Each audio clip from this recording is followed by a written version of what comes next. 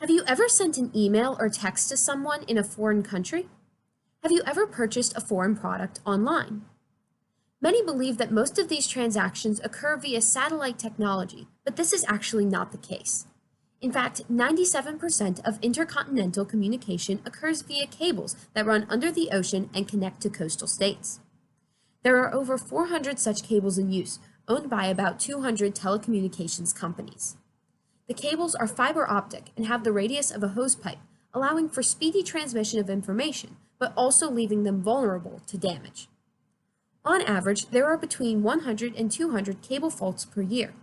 The most common cause of damage is accidental severance of cables by anchors or fishing boats. On rare occasions, an earthquake or component failure could cause a fault. But perhaps the most concerning threat to cables is the possibility of intentional damage by hostile states or non-state actors.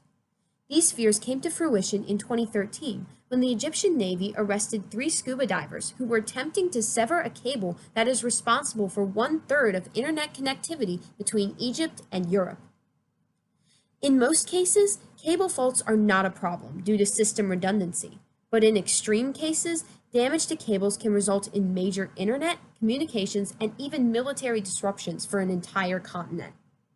This was the case in 2008 when a severed cable forced the U.S. military to temporarily halt drone operations in Iraq. The challenges of undersea cable damage leave us with 2 questions. What can be done to protect cables, and how can we prevent economic or military loss in the event of cable damage? These are difficult questions because any solution requires international cooperation, but there are a few potential approaches.